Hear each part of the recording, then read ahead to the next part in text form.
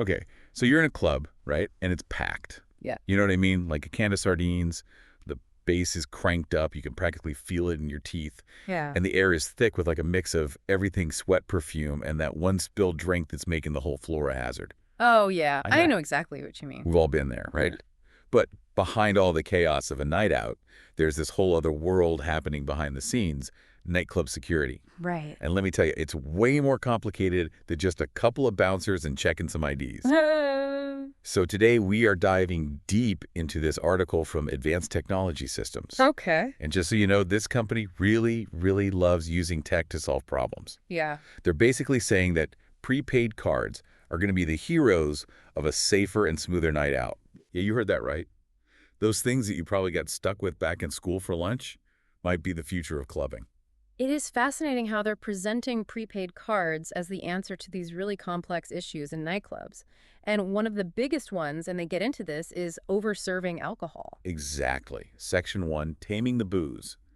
And they don't beat around the bush either. They straight up say how easily things can go bad when the drinks are flowing freely in a club. Overserving, they say, is basically asking for trouble. Fights, accidents, and a whole lot of legal headaches for the club owners. Yeah, and you can totally see why it's such a tough thing to control. In that kind of environment, fast-paced, high energy, it's easy for both the staff and the people there to lose track of how much they're drinking. For sure. Dim lights, loud music, everyone's caught up in the moment. It's not exactly a recipe for responsible drinking, is it? Nope, not at all. And the article really seems to hate on those traditional ways of paying, like cash and credit cards. Oh, yeah. Cash, they say, is pretty much impossible to keep track of once it's in the system. Okay.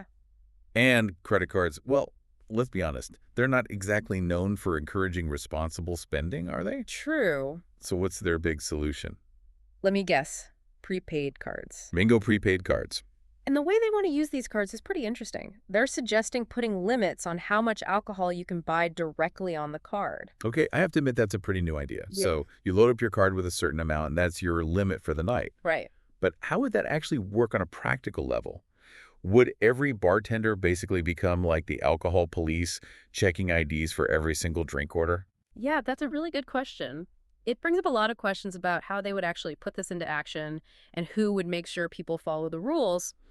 And it gets even more interesting when you think about it in the context of the gig economy. You know, we're already seeing this trend where workers like Uber drivers or food delivery people are being asked to manage these complex systems and enforce all these rules. Are bartenders going to be next? Whoa, that's a wild thought.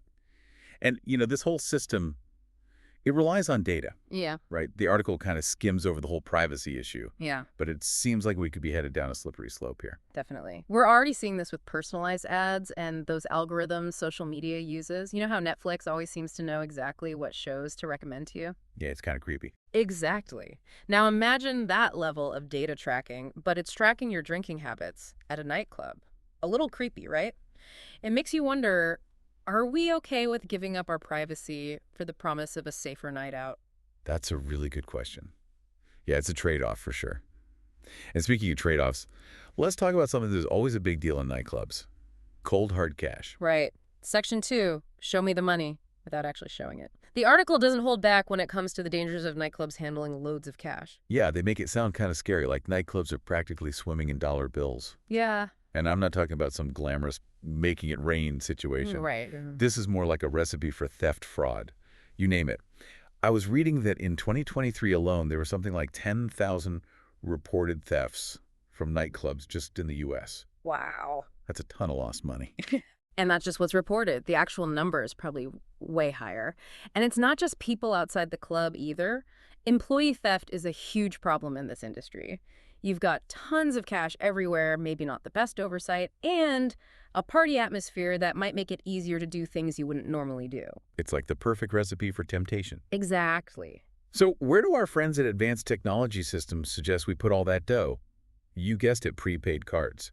Yeah. They're saying that if we cut down on those cash transactions, we can make theft less appealing and make it way harder for scammers to do their thing. It makes sense on the surface. Less cash on hand means fewer opportunities for theft, and it could potentially speed up transactions, shorter lines, happier customers.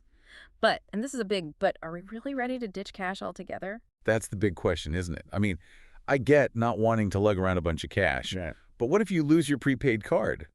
Or even worse, someone swipes it while you're busy busting a move on the dance floor. Exactly. The article doesn't really address the downsides of going completely cashless. What about folks who don't have bank accounts or just prefer using cash for privacy reasons? Are we shutting them out of the nightclub scene? It's like we're about to enter a whole new world of night clubbing. Yeah, it's pretty out there. But before we get too caught up in this cashless future, let's talk about the actual club, shall we? The last part of this article really got my attention. The club as a fortress. Ah, yes, crowd control.